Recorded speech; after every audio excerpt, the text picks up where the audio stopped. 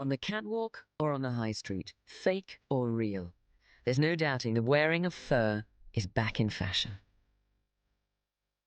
Fur became acceptable and became highly, highly marketable. And once it was marketable, I think it was like a flood door opening. This was something you weren't allowed to do. And they thought, well, hang on, who actually is telling us we're not allowed to do this thing, which demonstrably on the catwalk is looking so gorgeous? It's much more common now to see gloves trimmed with rabbit fur, an anorak or a parka, you know, with a fur-trimmed hood, simply because I think people are feeling a little more, perhaps, defiant and simply don't want to be dictated to. Designer stores are now stocking fur up and down the country, so it's clear the McCartneys have their work cut out.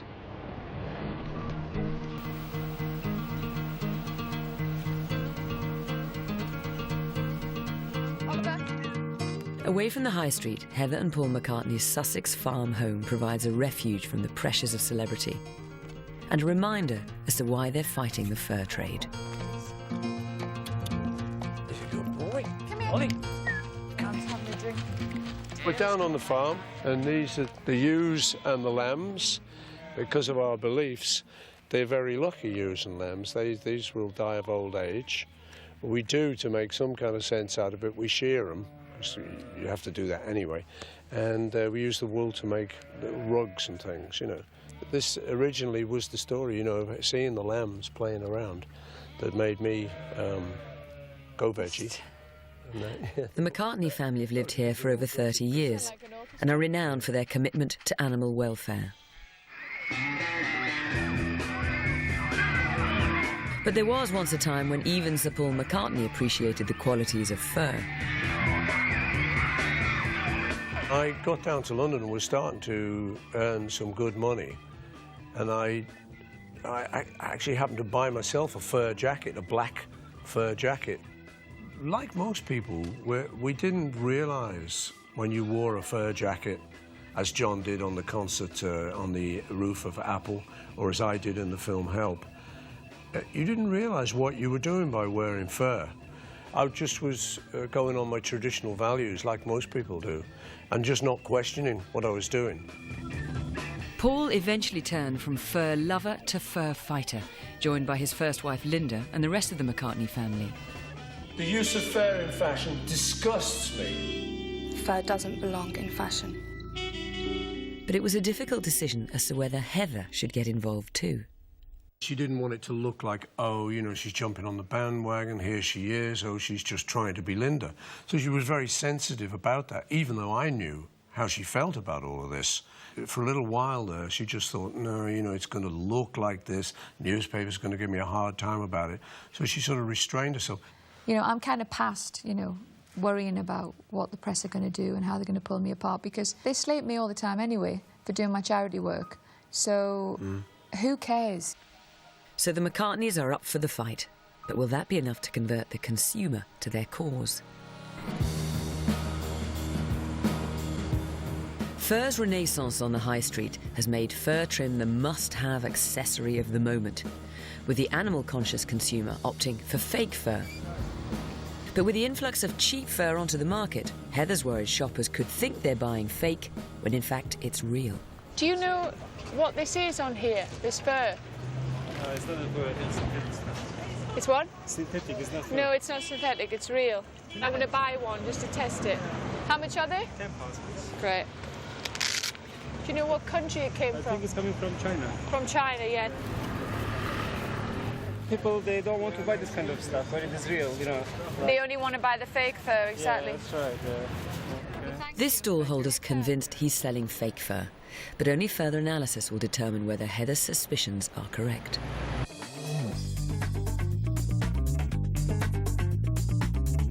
From the high street to the catwalk, the size of the task facing the McCartneys is clear. Over 100 leading fashion designers have now embraced fur in their collections. Designers such as Oscar de la Renta, Michael Kors, Jean-Paul Gaultier, Prada, Dolce & Gabbana, Roberto Cavalli, Valentino, Fendi, obviously, who always use fur to some degree or another.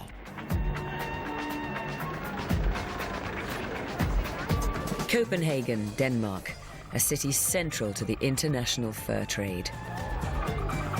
It's home to Copenhagen Fur, a company which handles close to half the world's mink. It's seen as one of the driving forces behind fur's renaissance on the catwalk. Creative director Tom Stifel Christensen has been cited as one of the most influential figures in fashion. Really beautiful.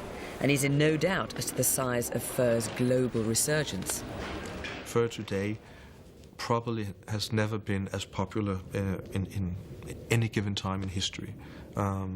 It's sold to far more many people than ever before. We've been playing a little bit around, as you see. It's just cut and then it opens. It is now also going into the homes as home decoration things, as cushions and plates. It is going into sportswear. It's going into menswear. So fashion has become, in that way, a driving force. It's beautiful. This is done by hand, but we had another test back yesterday where it's laser cut. Yeah. And Copenhagen Fur says its philosophy is rooted in the humane treatment of farmed animals. We have a responsibility for animals, and that means that whether we use them for food or any other kind of purpose, you have a duty to do it in a compassionate way. And as long as these ethical standards are in place, I think that any use of animals is legitimate. Copenhagen Fur represents the highest standards found in the fur business, but there are concerns about the cheaper end of the market. Mark Glover works for the charity Respect for Animals. He's been sent the fur scarves Heather bought on the high street. There's no label on them, so what will further analysis under the microscope reveal? These samples were actually sent to us by Heather, and she was told when she bought them that they were made of fake fur.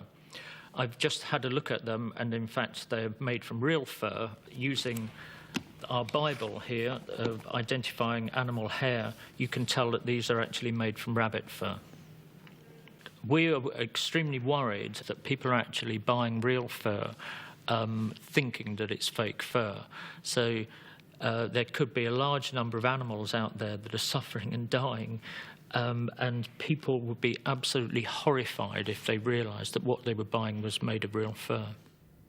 In Britain, there's no legal requirement to label fur specifying what animal it came from. The British Fur Trade Association has a labelling code, but it's only voluntary, so customers won't always know what they're wearing. This particularly affects the cheaper end of the market, increasingly dominated by fur from China. It's a country which has been heavily criticised for its treatment of fur farm animals. This undercover footage obtained by animal campaigners appears to confirm their concerns in graphic detail.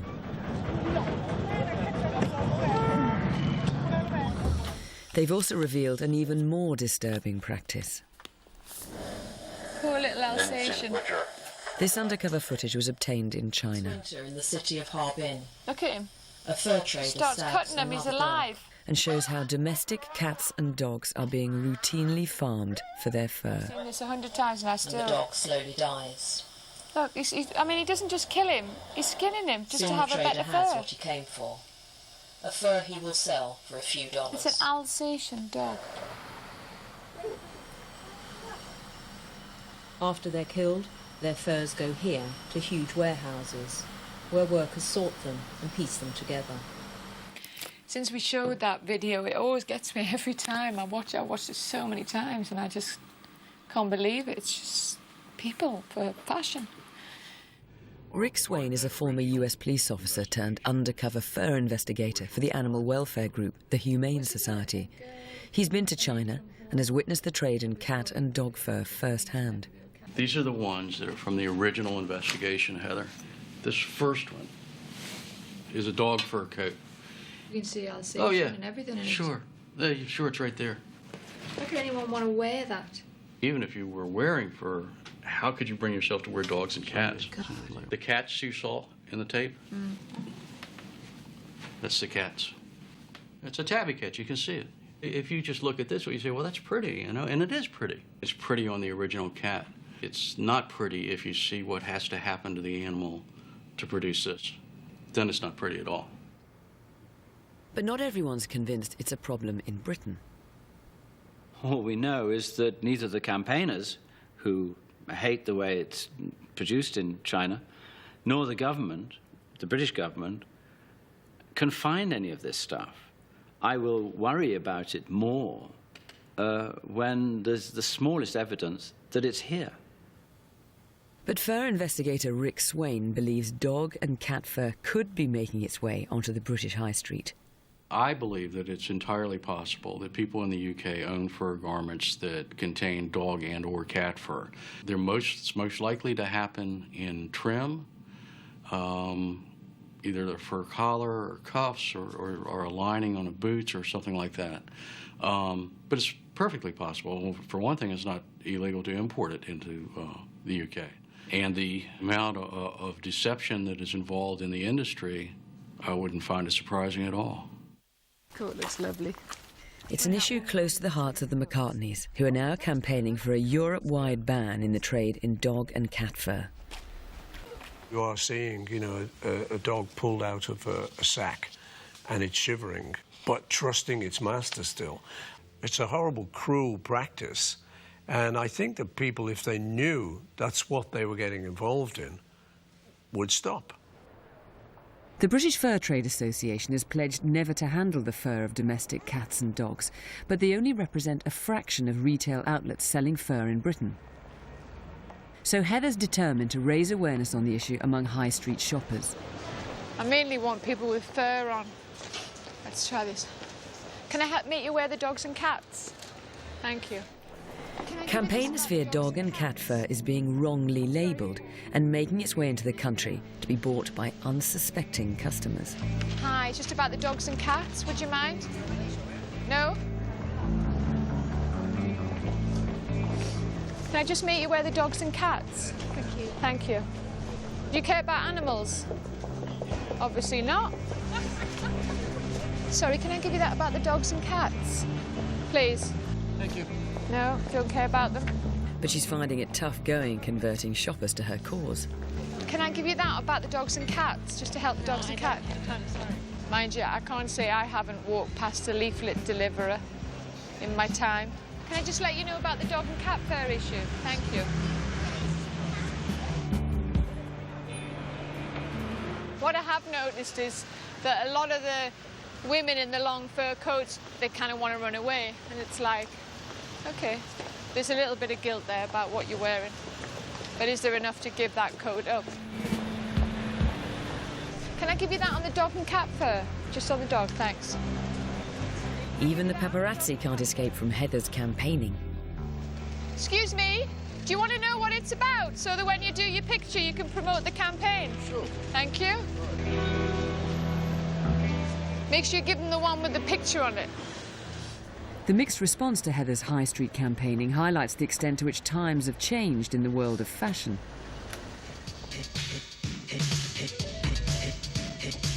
Back in the 1980s, hard-hitting anti-fur campaigns set the tone for an era that saw public opinion turn against fur. This trend eventually led to the government ending 70 years of fur farming.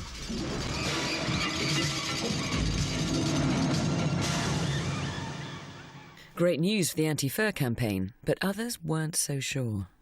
When anybody seriously looked at the welfare of the mink on mink farms, you simply could not make a serious case that it was suffering. And certainly you couldn't make a case that it was suffering in life or death any more than, say, chicken, pig, cow.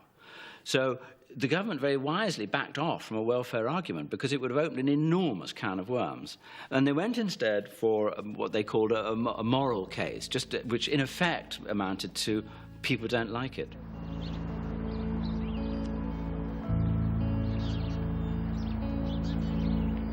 The Act forced 13 British mink farms out of business.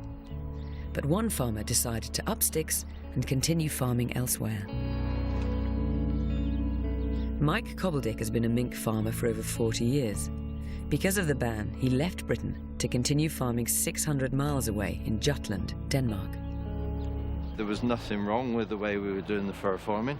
If it's acceptable to other countries and that, it should be acceptable to the UK. He's now the last surviving British fur farmer, splitting his life between his farm in Denmark and his wife back home in Devon. They've destroyed my family life in certain aspects, and that, you know, there's no way that you can be living out of a country and you can say that your everyday life is not affected, you know. Mike is preparing for a new fur breeding season. So soft, like velvet, these. Most of this year's 80,000 stock of mink have now been killed for their fur, performed by the use of lethal gas. They're really special, these, aren't they? What remains are the best of the rest, used for breeding stock for the upcoming year. It's very pretty, makes a beautiful jacket especially, you know. Looks gorgeous, you know, but they're beautiful animals. Our job is to take care of them 365 days a year, and that's our job done, technically. But, you know, then obviously all farm animals have to go to market, so mink are the same. It's part of the job, I'm afraid. Before leaving Britain, Mike lived through years of anti-fur protests outside his Devon farm. Most were peaceful, but others threatened him, his family, and other fur farmers. I mean, we had many demonstrations in the West Country. You'd have 40 people at your gate, you'd have 30 police protecting you. You get people phoning you up, threatening you. You get letters, threatening letters. We've had bomb scares where the bomb squad have had to come into the post office and check parcels out that we've had. You know, you're on like high alert, you know. Why should you be? You're in just normal farming practice, you know. The Gulf of St. Lawrence, Canada, and the McCartneys are here to see some of the region's best-known residents, the harp seal, soon to become the prime target in the upcoming seal hunting season.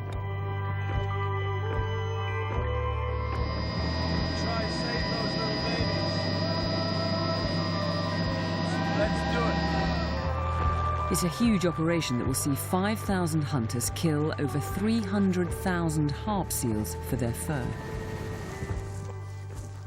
The first things that we saw when we came out here yesterday was a 70-year-old fisherman saying, oh, these do-gooders, they come out here, they cuddle the seals, and they'll tell you that this practice is cruel. He said, well, it is cruel. He said, but we've been doing it for 500 years. Well, in our view, that doesn't make it justifiable. Canadian law permits seals as young as 12 days old to be killed. It's an important part of the local economy and a way of life for local fishermen. Nevertheless, the McCartneys are calling for an end to the seal hunt. The clubbing to death of beautiful animals like this is bound to be an emotional issue. We just hope that our presence here will really help and will see an end to this brutal practice. Campaigners point to eco-tourism as a viable alternative to a seal hunt which earns Canadian fishermen over £8 million each year. Sadly, we won't be able to stop these beautiful baby seals around us being bludgeoned to death in the next few weeks. But hopefully we could, if we all join together and put pressure on the Canadian government to do what is just humane and stop this seal hunt. Hopefully this would be the last seal hunt.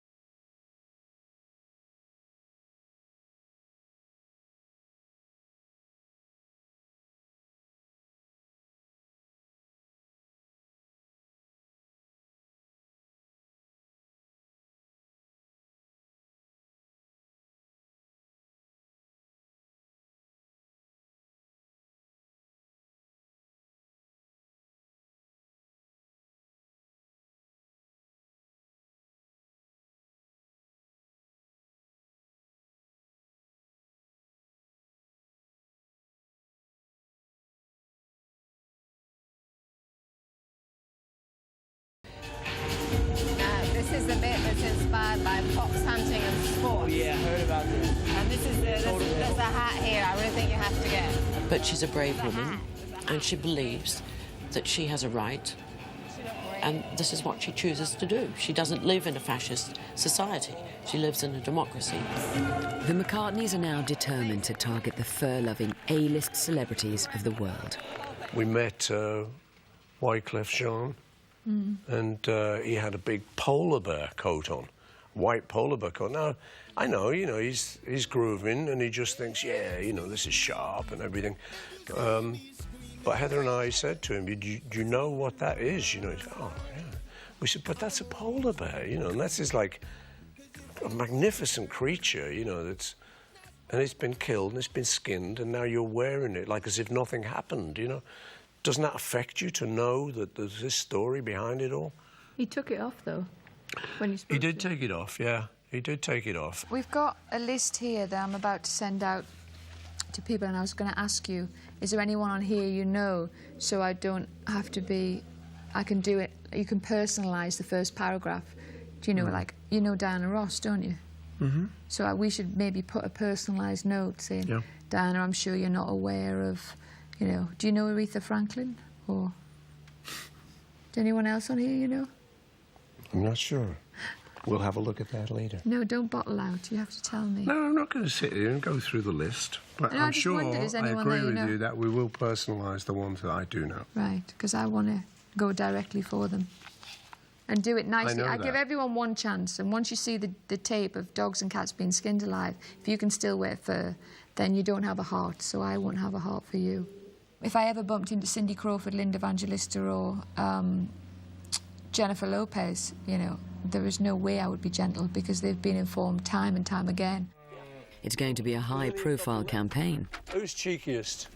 That will start with the McCartneys heading for the home of the superstar celebrity, America.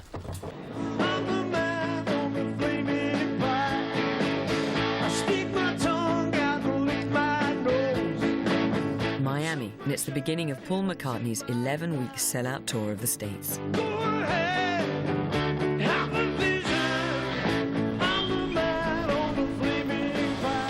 Meanwhile, in Los Angeles, Heather's about to embark on a journey into the dragon's den of the fur trade, with US sales having risen to a 15-year high.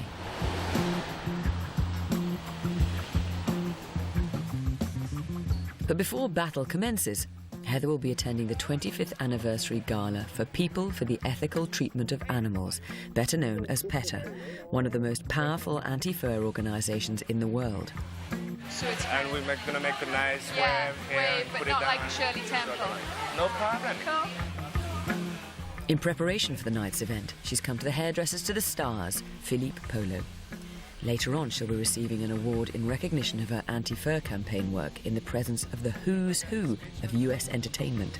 You know, I don't normally write speeches, but because there's so many things I need to say about so many areas, I've just written it down, and I may use it, I may not, because I normally just talk from the top of my head, but it's important that I have to get, I like spontaneity. But I don't want to walk up and go, oh, I should have said that. You got to prepare a little bit. Because I've got to get the right message.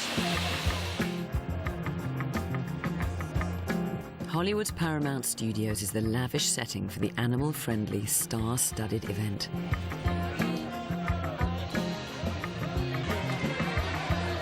Obviously, people look at celebrities as fashion kind of icons, and I just think that people should choose consciously and realize that they're, you know, maybe sparking someone's imagination to go buy a fur coat, and we should choose a little bit more responsibly. Particularly celebrities who have access to so many beautiful things that, you know, fur doesn't have to be among them. Fur to me, I mean, I'm in a generous mood. So in the most generous way I can, I'll say that fur to me means a bunch of misguided people who think that something beautiful is something that they need to possess. And the only way you can possess an animal and wear it is you have to kill it. It's a night for celebration, but as the stars continue to arrive, Heather is determined to make the most of her time with the world's media on the red carpet. But it's very, very important to use celebrity to get the message out and to make a difference, you know.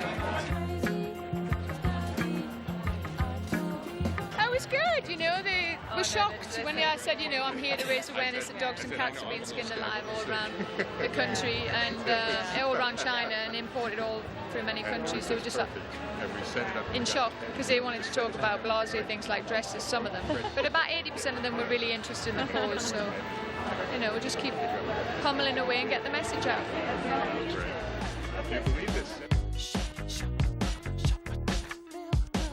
Showtime, and it's Heather's turn to deliver her anti-fur message. Everyone, let's start off this evening by welcoming a true friend to PETA and animals and my mate, Lady Heather Mills McCartney.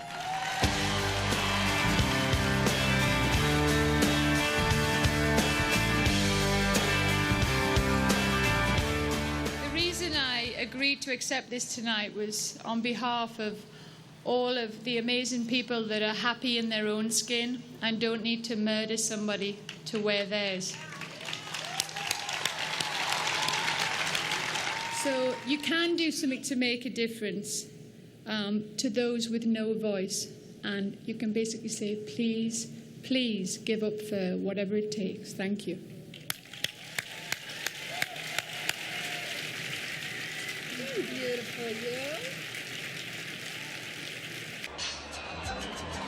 The galas come to an end with the gathered stars set to party on till the early hours. Tomorrow sees Heather travel from west coast to east and to a city where she'll be sure to receive a frosty reception to her views on fur.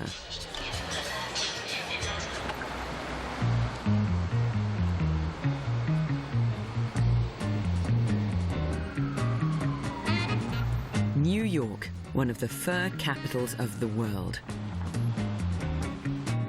And Heather's out to convert the rich, famous and stylish people attending New York Fashion Week to her cause.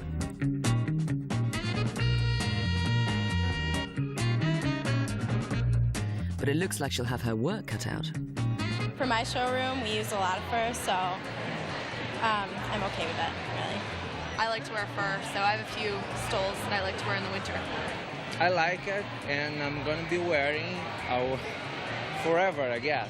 Frankly, I'm in favor of fur being back in season because it's a great add to the collection. Now that is opulent. I love that. Python with fox. This is beautiful. Now, do you do anything that's reversible? Absolutely. Squeeze some of those. Oh, I'm not going to get out of here without making a purchase. June has worked with some of the biggest names in music, having created the look for stars such as Missy Elliott, Jay-Z, Mariah Carey, and P. Diddy. I would really, have my client invest in something like this, especially, celebrities. They want to, it's like buying a house. This really says to their audience, I have money, I know finer things. This is luxury, this is a luxury item. Now, this is amazing. It is. Now, is this a real animal? Absolutely. Oh. Look at you. Just make a jumper or something.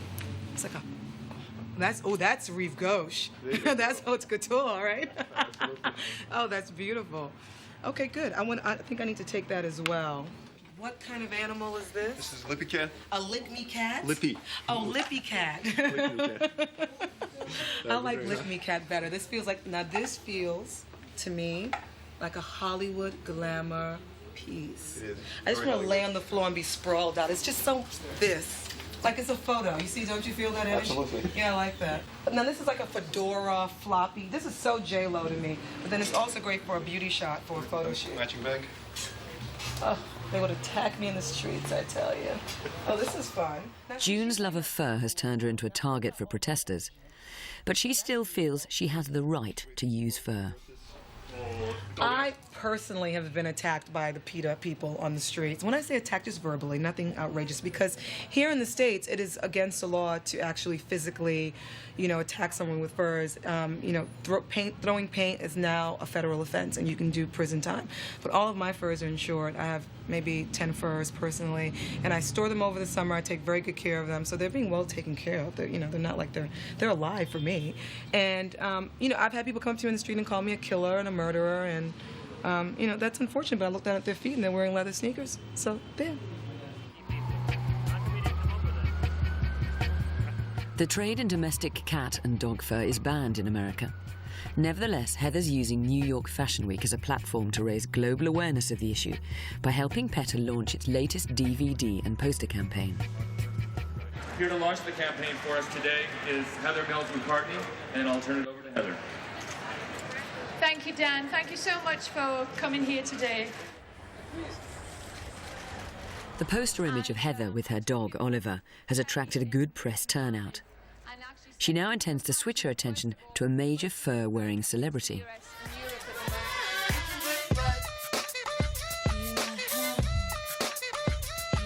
Jennifer Lopez not only wears fur, but she uses fur in her fashion line, and that's when she became PETA's public enemy #1. She could do anything she wants. She's a celebrity who can wear anything she wants. She can set a great example for young people. And what does she choose to do? Wear dead animals. Thank you very much. Thank you. Jennifer Lopez's fashion range, Sweet Face, uses fur, making it the next target of Heather's US protest. And unfortunately for J-Lo, the Sweet Face offices are based a stone's throw away from the tents of New York Fashion Week. This is for J-Lo, to plead with her to give it up. Everybody should boycott all her products and her film until she gives it up. It's easy to forget Heather has a prosthetic left leg, lost in a road traffic accident back in 1993. And it's starting to cause her problems, and at just the wrong time. It's so hot, my leg's starting to come off, so I might need to find a place to put it back on. It slides off in this heat. Despite this, Heather is determined to push on through with the protest, heading straight for the Sweet Face offices, followed by the media.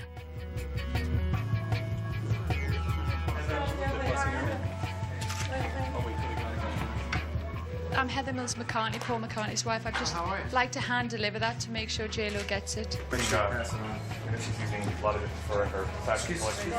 Heather, put it in her hand. With the DVD delivered, Heather decides to take advantage of the ideal photo opportunity. And all just in time as a member of J-Lo's staff tries to bring an end to her impromptu protest. You guys aren't invited here. Would you please leave? Here's a little one with the fur thing on. You guys mind? Okay, thank you. Everybody has to go. You got it? Welcome here. You weren't invited. You guys are knocking stuff over now. It's becoming a problem. Please go. Thank you. I try and do everything gently and diplomatically, but then what do we do just because people like her and P. Diddy, Puff Daddy, P. Diddly Widdly, whatever you call him, you know, keep doing these fur lines? Guys, you can't block my office like this. Everybody has to go. Everybody here has on leather shoes. What has got to go is your fur. No, they These don't. are not leather shoes. We're not using She's wearing Stella McCartney. Stella McCartney's animal friendly. I'm not here to debate that. That's not my responsibility. Don't take my picture. Everybody has to leave. This is a hazard. I've got people coming in and out of my office. Everybody has to go. Fur is a hazard. I can't have that discussion with you, but please. Why can't you? Customers through. Wait. Okay. You all go first, and then I'll come down. Okay. Nobody's welcome. This is a private facility. The protest may be over, but Heather must now address the growing problem of her leg and away from the prying eyes of the media. Hold it just like that. I'm just going to put it off and on.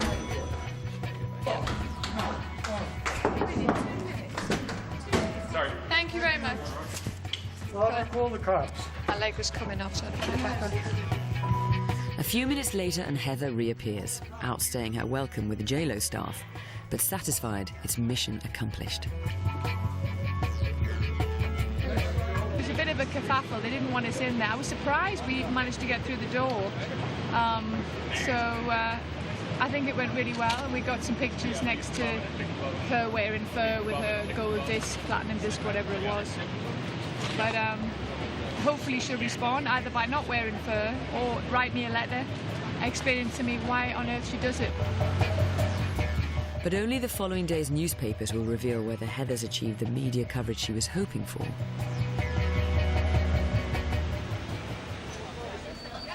ABC Studios, and Heather's set to appear on the US daytime television hit The Tony Danza Show. But it's not the fur-wearing celebrity she's after, but more publicity for her dog and cat fur campaign. Here he is. Good morning. Just wanted to say hi. Thanks for being here. Appreciate it. Nice to see you. Looking forward to chatting. Welcome. Can't wait. Can't wait. Jorge, you look great. Are you doing a documentary? Yeah, on dog and cat fur and fur in general.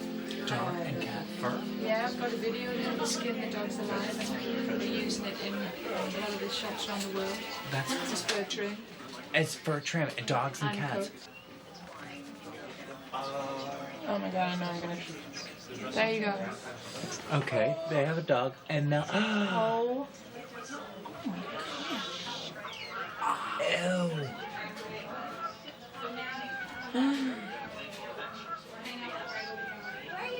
Oh, my god, that's the craziest thing I've ever seen in my life. Sick, isn't it? I'm just gonna put it back. Meanwhile, there's good news for Heather in the US papers, as many have picked up on the Jennifer Lopez protest from the previous day. We've got a whole page of me handing the fur leaflet that we took into Sweetface Jennifer Lopez's office.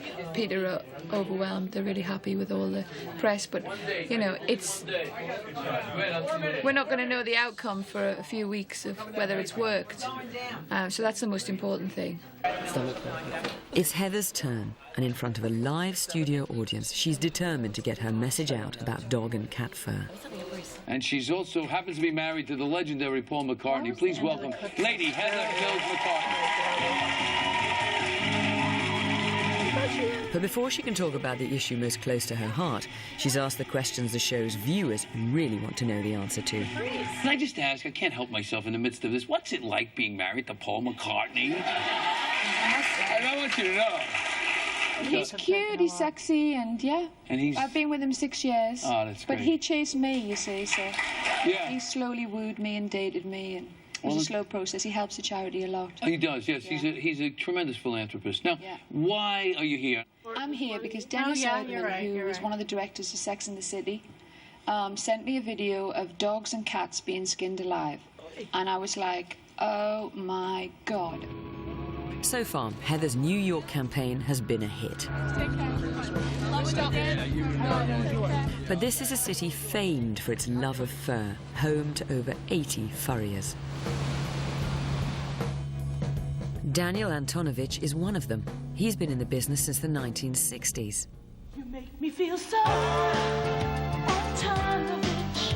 Becoming the first New York furrier to use television to reach out to his customers.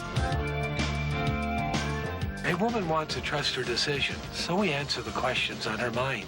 About the differences in furs, quality... The tactic worked, seeing Antonovich furs become the largest furrier within the New York State area. It's a rich history. I'm glad to be part of it. I'm looking forward to continue and making many women happy in a greater New York area, sharing beautiful furs. And you could have a very modest wardrobe in cloth, but you embellish it with a fur coat. You've got comfort, you got warmth. You know, you never catch a cold in a fur coat. You radiate so much body heat and comfort, you can wear a skimpy cotton dress under there and look like a million.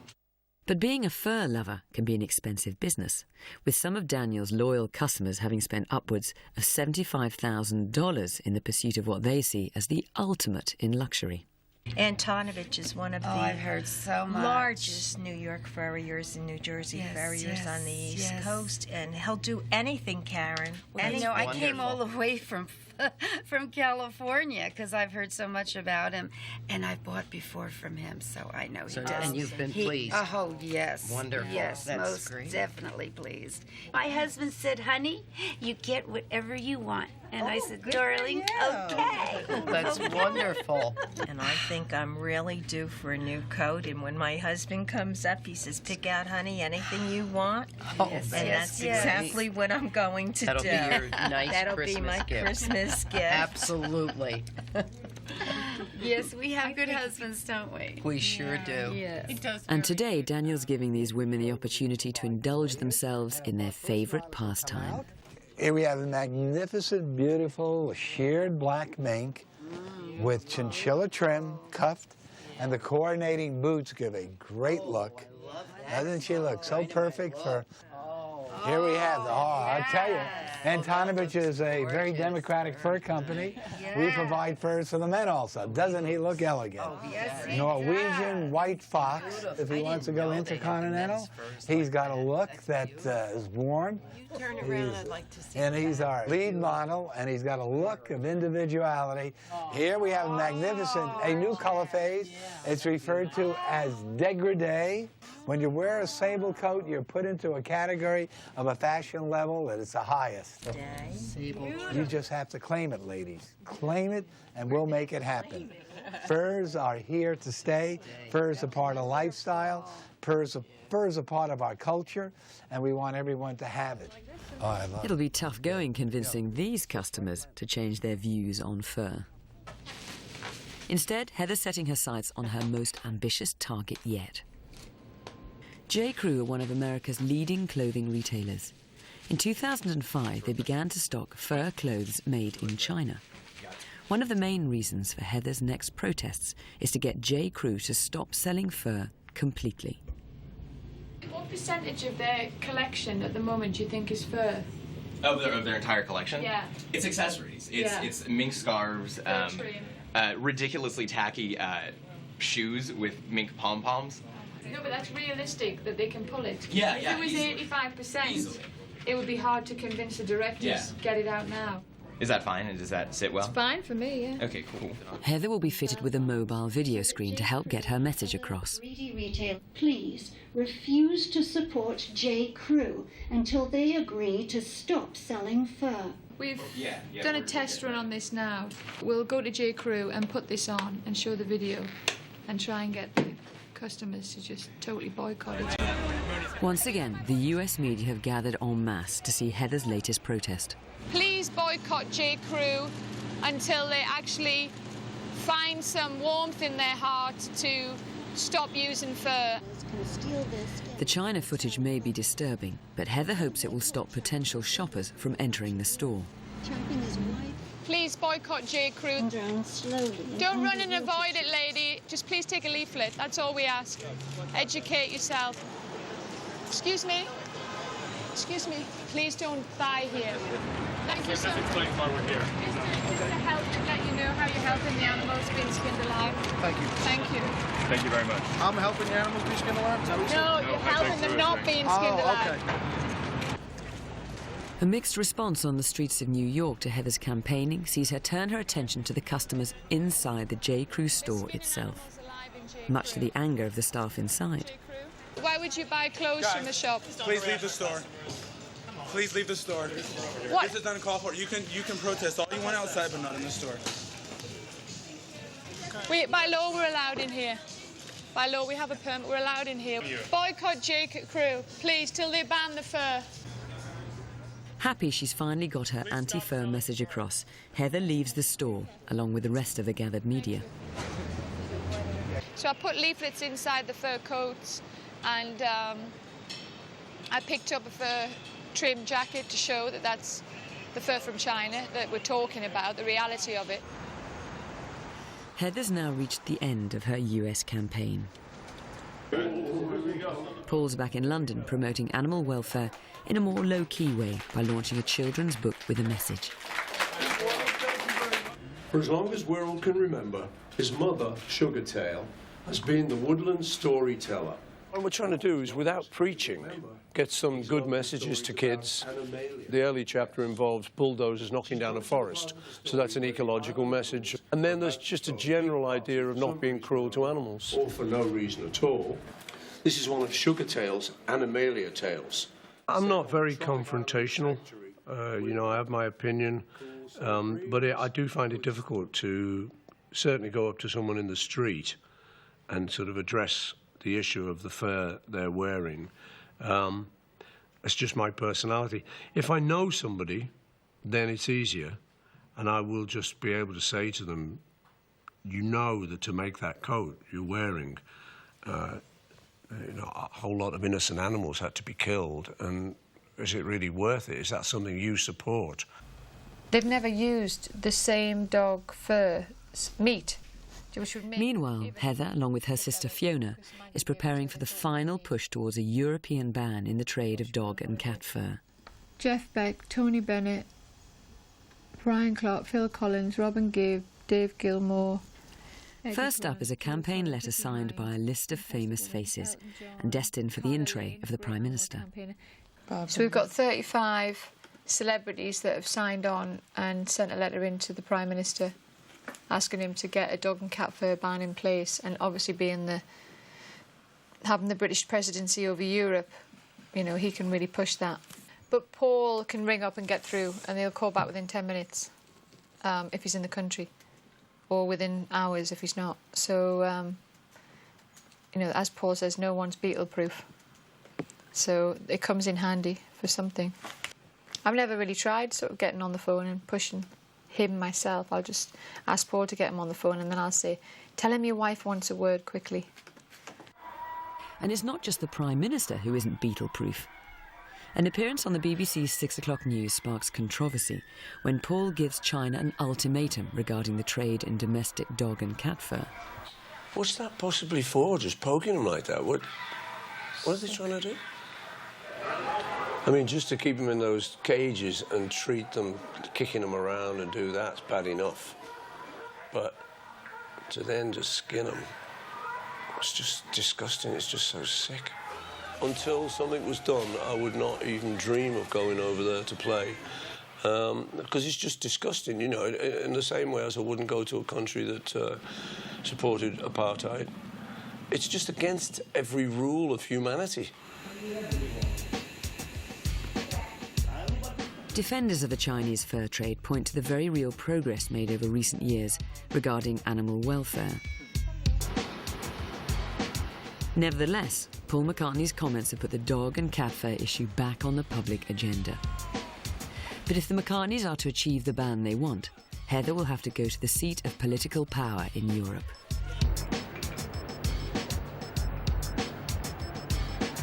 Brussels, home to the European Parliament. Heather's here to attend a press conference she hopes will force through legislation that will see the trade in dog and cat fur banned within the EU. We're really optimistic, but at the same time, all this bureaucratic BS, that's what slows the world down, and things that need to be sorted all the time, you know. They talked about doing labelling. It'll take far more time to sort labelling now than it would just to do a complete dog and cat fur ban. The Humane Society say undercover footage filmed in the Czech Republic proves domestic cats are being farmed for their fur within Europe. These are cats. Okay. These are like domestic cats, we can say. Okay, and these are from where? From the Czech Republic. Hello. Good to see you. MEP Struan Stevenson has been fighting for a ban for 6 years. He's now convinced it could finally happen. That looks too big for a cat. Look. Dog, I'm Yeah. sure. These are all European cats. This isn't Chinese cats. And they put like a lion thing on it. You know, it's bad enough they do it in China, God, but that is... you know, the Commission have always said, well, you know, it happens in It happens in China, but it doesn't happen in now Europe. It's happening here. Heather has made such a difference to this campaign that I believe now we're at the point of getting a decision out of the Commission. Now, what we have to make sure is that it's the right decision. An EU-wide ban on the import, export and trade in cat and dog skins. Not some waffle about a labelling regulation. That'd be useless. If after 6 years of campaigning we still don't get anywhere, I'm going to be bloody frustrated. Look Absolutely beautiful Look how many cats. tabbies there are there. That's I know. 1, 2, 3, 4, 8, 12, 16. 16. Jesus. No, actually, these are separate. They're separate. Yeah, it's 20 That's 20. Gee. But they've been here before. Last year, Struan and Heather presented evidence from China. They now hope proof of European trade will be enough to achieve the ban they've been working for. It's the morning of the press conference, a day that could make or break hopes of achieving a Europe-wide ban. But before heading for the Parliament building, Heather finds out how Paul got on with his behind-the-scenes efforts with the EU Trade Commissioner, Peter Mandelson. Hello? Hi, babe, it's me. Hi, darling. How did you get on with Mandelson? Well, he was pretty good. I caught up with him. He was on a train to Paris. He didn't seem to know too much about it. So I laid it out in quite general terms. Yeah, because he's a dog lover, isn't he? And that was one of the good things in the conversation. That was really what I was looking for, was to try and, in a brief conversation, try and just, show him how committed we were. And, in the middle of the conversation, he said, well, I certainly love dogs. I have a dog myself. And that was really what I was looking for. They get so many issues, and we kind of knock and knock and knock on the door, and then as soon as they hear you want to speak to them, then they pick the phone up, which is wonderful. Well, you know, that's really, in truth, that's kind of what I see as my role in this particular, you know, issue, because I think, you know, if I just ring him and he's on the phone to Paris and I start banging on at him and harassing him, yeah, I think there's a likelihood he's just going to say, yeah, okay, thanks a lot, sorry. I'll do the harassing. You can be the nice boy. Well, I'm the good detective. Great. Okay, babe. Well, thanks for that. I'm going to run off to this conference now, and I'll give How you doing? You all right? Yeah, everything's good. It's gone really well. I was up till 2 last night talking to a journalist from The Observer, because they're totally anti-fur. So that's what you're there for now. Exactly. So you can make me breakfast in bed at the weekend. Nice and you go get him, girl. Thanks, darling. Lots of love. Bye. Bye.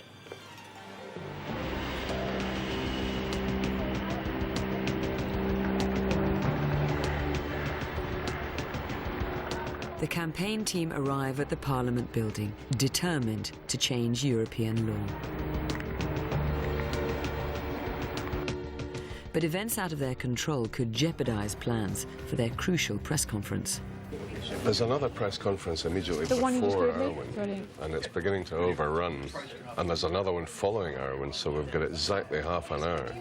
So, you know, we've got a lot to fit in half an hour, so I'm going to start shouting at these people in a minute to get out. You know, you've got to stick to your time. Despite the team's worst fears, they managed to get into the hall in time to present their evidence to the waiting media. The main point today is how much more do we have to show for this ban to be in place? I mean, these cats are domestic cats. We're not living in caveman days. That is 20 tabby cats.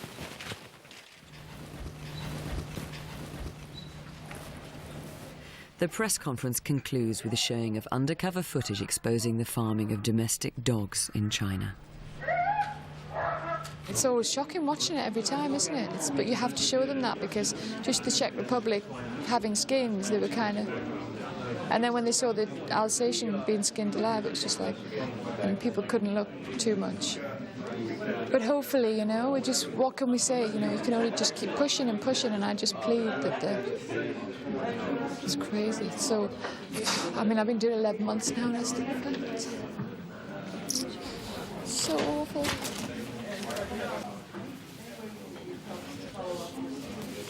You know what upsets me the most is, like, they have the power to stop it. And I just can't believe it, just full of bureaucratic bullshit, and that's the problem in the world, you know. It's now up to the EU Commission whether the ban they've been working towards will ever happen. The McCartneys have now taken their anti-fur message to both sides of the Atlantic, aiming not only to end the trade in dog and cat fur, but also to get across the simple message that wearing any kind of fur is wrong.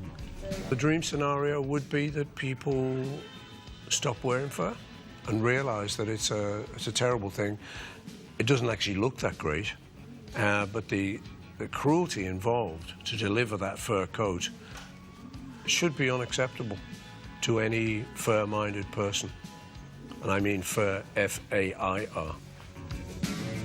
But despite their best efforts, there are still those who remain unconvinced about the case against fur. Those that want to worry about this or that kind of animal use had better work out whether they're really on all fours, whether they're disliking each type equally according to its welfare merits and demerits. In the case of fur, we should be saying to ourselves, well, hang on, if you can eat a bacon sandwich, you can wear a fur coat, morally, ethically. The dog and cat fur. Nevertheless, the McCartneys campaign has made an impact. The EU Commission has pledged to address the trade of dog and cat fur this year. The Chinese government are also set to examine fur farming within the country, raising hopes this could lead to tougher animal welfare legislation. And 3 months after Heather's New York protest, J. Crew decided to remove fur from their stores right across America. It's all very well someone saying, yeah, I want to wear fur, what's it got to do with you? So what it's got to do with me is that these animals that you're killing have no voice, and someone like us has got to do that, and so we've got to stick up for them just morally. Good boy, aren't you? I mean, you just look at this dog, and, you know, the question is, would you want to skin him and wear his coat on your back? And I think the answer most sensible people would be no. So that's what we're fighting for.